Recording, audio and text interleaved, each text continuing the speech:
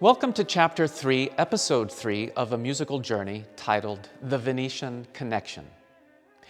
In this episode, we're turning to a work by the great master of the third generation of the Franco-Flemish school, Josquin de Prez, the uncontested standard-bearer of Franco-Flemish polyphony, whose life and works embody the development of an international musical style in Europe. Josquin's life took him to work in courts throughout Europe, and he spent important periods of his life employed at great courts in Italy, including Milan, Rome, Naples, and Ferrara. This itinerant, cosmopolitan life demonstrates in a vivid way the dialogue between North and South and the exchange of ideas and tastes in art and music. We'll also be looking in this episode at how the printing press likewise broke down barriers to communication and opened up an exchange of ideas in Europe, along with interesting commentaries on the Venetian connection and the influence of the printing press on musical culture, dissemination, and notation. In our last couple episodes, we've looked at how the rise of humanism, along with diplomatic, banking, and trade connections, contributed to an accelerating exchange of ideas throughout Europe in the first half of the 15th century. These ideas, both from antiquity and from other cities throughout Europe and the Mediterranean, shaped artistic expression throughout the continent.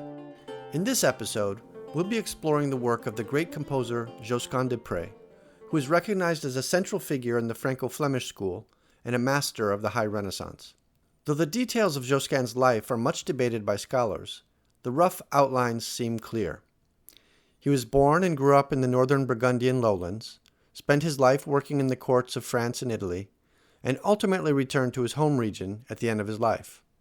In this way, Josquin very much embodies a dialogue between North and South, and in this episode we'd like to illustrate the cultural context of Josquin's life through the story of a fascinating contemporary of Josquin, the Italian humanist, scholar, educator, and entrepreneur, Aldus Manutius. Aldus, like Josquin, was born around 1450. Let's remember that around 1450, two momentous events took place that would significantly influence the course of European history. In 1453, the Ottoman Empire finally conquered the nearly impregnable city of Constantinople, both shocking and terrifying Europe, and bringing to a definitive end the long-surviving Eastern Roman Empire. Around the same time, in the city of Mainz, on the Rhine River, the German goldsmith Johannes Gutenberg was tinkering with the ideas of printing and movable type and established the first commercial printing press in Europe. Together, these events had an outsized impact on the city of Venice. The Republic of Venice, traditionally known as La Serenissima, evolved out of coastal lagoon communities after the fall of the Roman Empire and existed as a maritime republic for over 1,000 years, from 697 to 1797. It had grown as a trading power on the Mediterranean during the Middle Ages, and by the 15th century it had become a naval power that connected numerous overseas possessions in Croatia, Slovenia, Albania, Greece, Crete, and Cyprus. This vast Mediterranean trading network made Venice into a vibrant crossroads with powers and cultures throughout the sea, and Venice had a long and intimate relationship with the Byzantine Empire, and particularly with the city of Constantinople. The fall of Constantinople in 1453, therefore, had an immediate impact on Venice, and the rise of Ottoman naval power from the 1420s brought Venice increasingly into conflict with the Ottomans as they strove to balance trading interests with military conflicts. This painting, by the Venetian painter Gentile Bellini, commissioned by the Sultan Mehmet the Conqueror himself in 1480, very much embodies the Venetian connections to the Eastern Mediterranean, and particularly to Constantinople, both before and after the Ottoman conquest. It was because of the intimate Venetian connections with the Byzantines, Greece, and the Greek language that the humanist Aldus Manutius left Rome for Venice to establish a printing press in 1494. After the fall of Constantinople, Italy received an influx of scholars and texts from the fallen empire, and this acceleration of Greek learning into Renaissance humanism transformed Renaissance thought and science. By the year 1500, in fact, there was a community of at least 5,000 Greek speakers living in Venice. Aldus had a vision to share the Greek classics with a wide audience, saw Venice as rich in resources and personnel for accomplishing this vision, and wanted to harness the power and potential of the printing press to those ends. Since the 1430s, Johannes Gutenberg had been working on the idea of a printing press, and his press released its first publications in Mainz in 1452. From there, presses proliferated quickly throughout Europe. This communications revolution quickly spread. By the 1480s, there were printers active in at least 110 cities, and by the year 1500, presses had produced more than 20 million copies. Italy was an early adopter, and by the year 1500, print shops existed in 77 Italian cities and towns. Perhaps the most famous of these Italian presses is the Aldine Press, represented by its famed logo here, and established by Aldus in Venice in 1494. Core to the vision of the Aldine Press was Aldus's wish, as an educator, to give readers access to the Greek classics, which had rarely been printed before. Aldus wanted readers to experience the Greek directly, not through translation, and even commissioned a typeface based on hands of classical Greek manuscripts to give a more authentic experience. The first major publication of the Aldine Press was a 5-volume folio of Aristotle, printed between 1495 and 1498. Among the many beautiful editions of Greek and Roman classics printed by the Aldine Press, the 1501 edition of the Roman poet Virgil introduced two important innovations for the future of publishing. One was the innovation of italic print, and the second was the introduction of a pocket-sized portable book. Guided by Aldus's vision as a humanist and educator, the Aldine Press survived for over 100 years and safely carried many of the Greek and Roman classics out of the fragile tradition of manuscripts and into the wider circulation and longevity of print. Of course, this brief discussion of the Aldine Press in Venice only gives us a small window into that particular press and to the explosion of printing in Europe in the 15th century. For resources and further reading to dig deeper on your own, see our free program booklet linked in the comments below, or leave a comment with any thoughts or questions. As we turn back to Josquin de Prez, keep this backdrop in mind. A world in which the speed of disseminating information is rapidly accelerating, from humanism to trade and onto the communications revolution of the printing press. Aldus was an exact contemporary of Josquin, and both lived at a time, much like our own, when a powerful new communications technology was reshaping media, disrupting society, and creating new possibilities. Josquin, in fact, was a favorite of printers, and another important Venetian printer, Ottaviano Petrucci, published a number of volumes of Josquin's masses starting in 1502, broadcasting Josquin's fame throughout Europe with the new media. So, interestingly, Josquin and Petrucci's names are bound together in Venice as giants in the early history of printed music. Something, of course, deeply connected to the rise of humanism and this new form of both oral and written communication and texts is the printing press, which of course is invented in the West in any case in the middle years of the 15th century. Gutenberg, and of course there's very debates about exactly which firm was the first to do printing from movable type. But from the 1450s, in this period of printing texts, there were certainly music books or music in books that was printed at that time, largely through wood blocks, however. So you can find very early wood block cuts of musical notation. But it's really only in the years around 1500 that we start to see the printing press take off for music. And in fact, it is in 1499 and 1500 that Ottaviano Petrucci, a printer in northern Italy, starts to print music from movable type. And just as printing transformed literacy across music and transformed, vernacular languages across Europe in the 15th and 16th century, so too the printing press transformed music. It made music newly portable. It made musical texts identical or seemingly identical texts available in wide ranges. There were collectors in Augsburg and in Vienna and in London and in Italy. And we'll hear about the composer Orlando di Lasso It transforms his career, which is largely through print. He's mainly in his career for decades as the court composer to the ducal household in Munich, and yet he's the most famous musician, the divine Orlando, across musical Europe, largely through the printing press to spread his music. And in fact, he's actually the first composer ever to have an authorial privilege, to have been said to own his own music in the legal sense, which starts in the 1570s as part of a process of recruitment. It was actually the French king offered this to Orlando in a bid to try to woo him away from Munich. It didn't work, but Lasso still had the benefit of the intellectual property right over music. And so the printing press really becomes a huge agent of change. You have to think of maybe the analogy in our own era, at any rate, would be how sound recording has changed music in the last 100 years.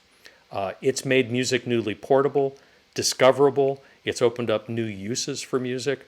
And in the same way the printing press did this for language in general, as I said, advent of things like printed dictionaries of French and English, texts translated into French and English, or newly written in them. So the idea of vernacular tongues having a new currency, a new legitimacy through this. Eventually, sacred text translated into English as they were during the Reformation, or translated into German or translated into French, for anyone to be able to consume. And in the same way, music really benefited from this.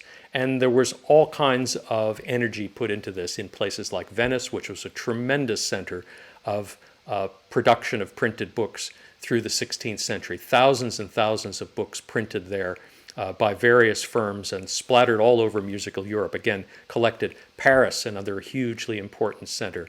Nuremberg, another important center. London, another important center. And Lyon.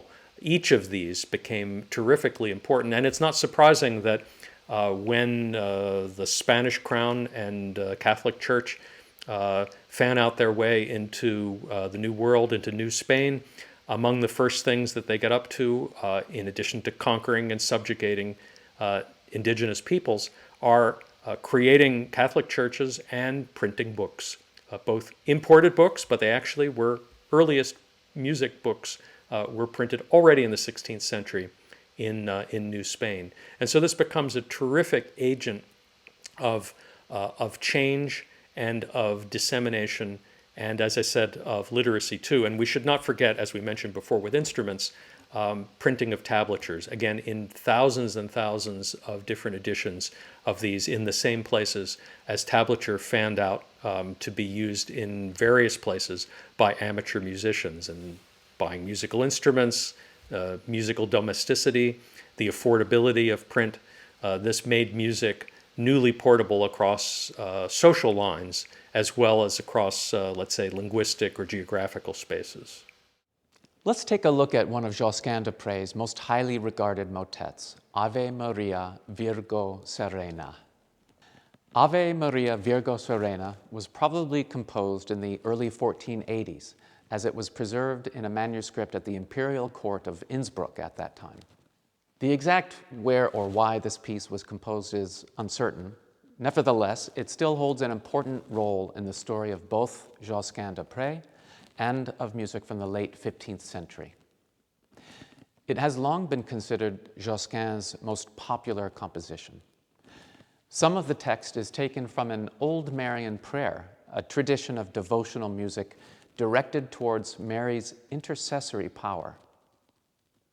This kind of prayer was emerging in the 15th century. As we've said, the opening text of the motet is taken from a Marian prayer.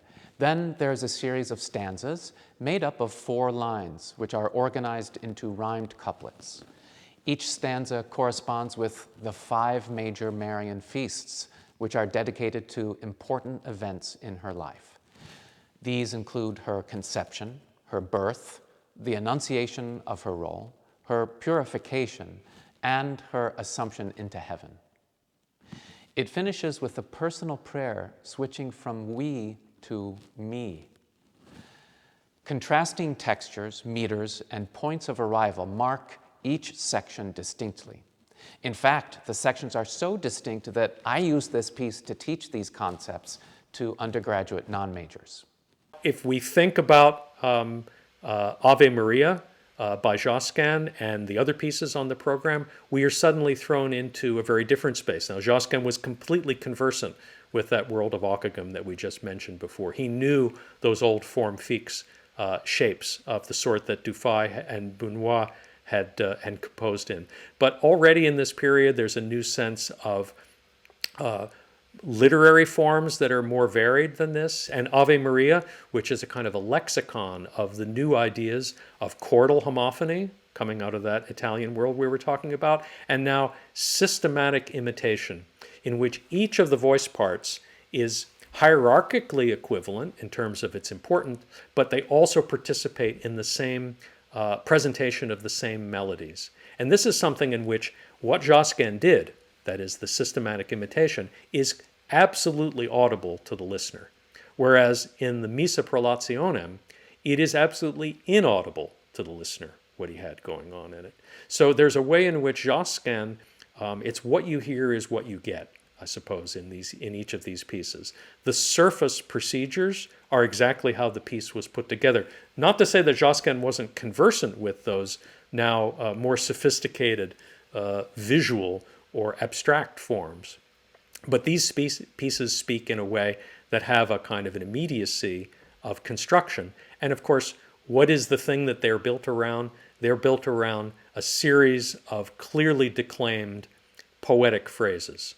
The text is intelligible in these pieces. Whereas in Par le Regard and Jacqueline, the text is certainly beautiful, and it's certainly said in an expressive way, but other than a few moments in those pieces, you would rarely be able to understand the text. And I think the idea of what Josquin does in Ave Maria, which is a motet that takes part in this mix of northern polyphony and southern homophony, in each of these we have a speaking persona and an intelligible presentation of a text. Let's listen to Ave Maria, Virgo, Serena. But before we do, pay special attention to texture, a concept we learned in Chapter 2. Remember that we have monophony, one single line, polyphony, two or more independent lines, and homophony, separate musical lines moving in the same rhythm. Most church hymns, for example, are largely homophonic. Let's add yet another layer of texture, imitative polyphony. The easiest way to think of this is the canon or round, such as row, row, row your boat. A voice begins, then at the appropriate spot, others enter at the same pitch. But imitative polyphony will have entries at other pitch levels. We saw this in Ockeghem's Prolation Mass in a very special application of the technique. In Josquin's motet, we can more easily hear it. Okay, so the motet opens with imitative polyphony. The soprano enters first, singing a melody on the words Ave Maria.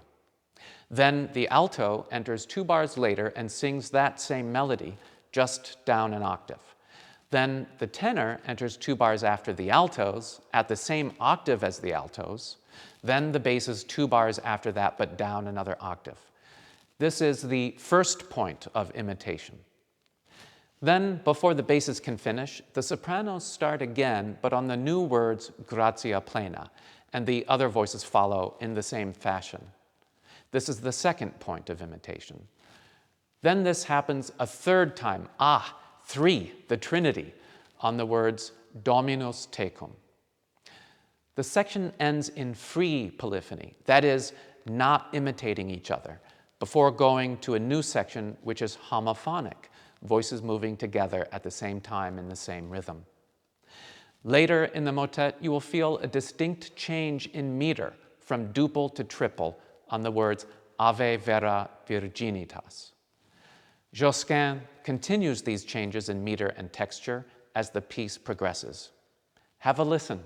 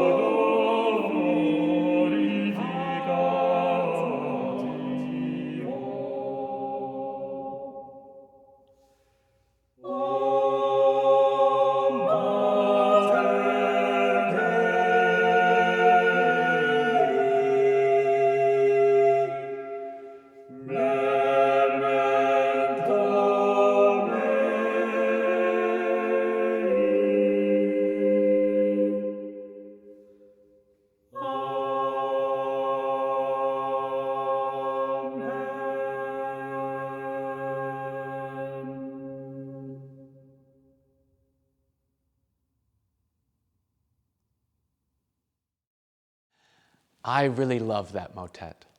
It's almost like Josquin wrote it as a pedagogical example, Yet, of course, its beauty far surpasses a mere exercise. The thing that really strikes me is how Josquin sets the end of the prayer in a very basic homophonic texture on the words, "O Mother of God, remember me." In this episode, we spent some time on the history and development of the printing press and how it affected society. We looked at how Josquin's career mixes elements of style from the North and the South. And then we observed how Josquin very clearly delineates imitative polyphony, free polyphony, homophony, and changes in meter from duple to triple and back. I hope you've enjoyed this deep dive into Josquin's superlative motet, Ave Maria, Virgo, Serena. And I hope we're starting to see how humanism, art's patronage, and the communications revolution of the printing press shaped European society and started to forge even richer exchanges of ideas, helping to bring about an international musical style. What are your thoughts on how Josquin de Prez's life and work express that international style? Please let us know in the comments below.